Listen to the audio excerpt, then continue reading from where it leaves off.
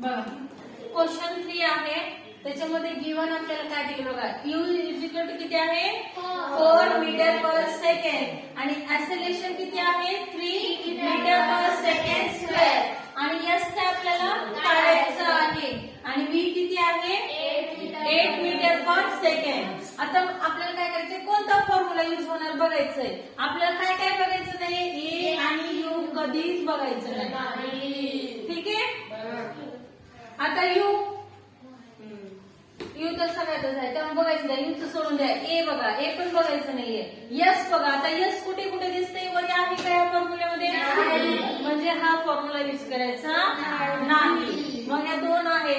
ठीक आहे. नेक्स्ट काय दिलं V बघा ह्या फॉर्म्युल्यामध्ये आहे का सेकंड फॉर्म्युल्यामध्ये नाही. मग आपण फॉर्म्युला यूज करायचा नाही. मग कोणता फॉर्म्युला अप्लाय करायचा आहे तिसरा. चला मग तिसरा फॉर्म्युला सांगा.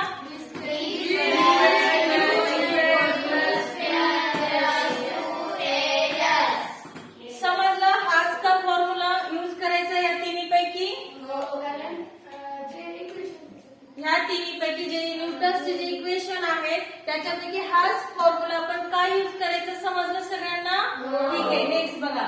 नाव सबस्टिट्यूटिंग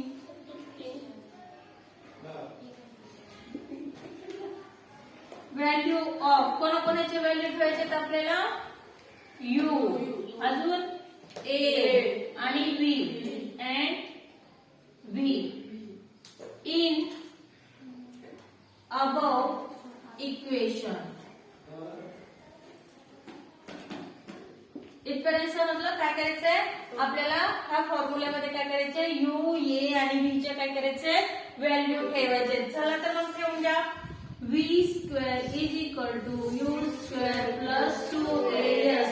V ची व्हॅल्यू किती आहे 8 चा square is equal to U 4 चा स्क्वेअर प्लस 2 A किती आहे 3 इंटू 3. S काय आपल्याला काढायचं आहे. ठीक आहे. चला 8 चा वर्ग किती होतो 64.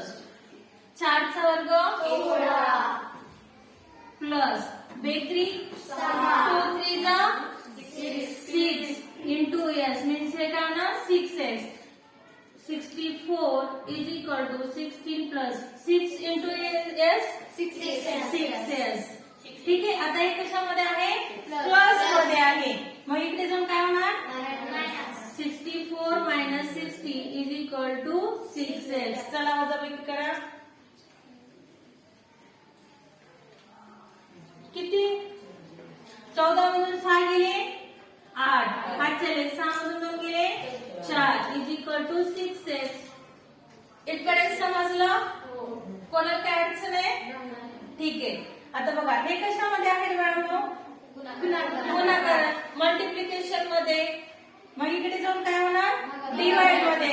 मग लिहा 48 इज इक्वल टू 6x आणि हे काय होणार 48 divided by 6 is equal to yes 6 8 जा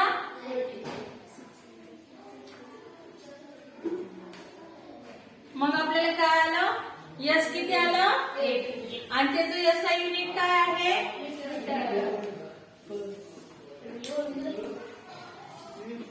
समजलं.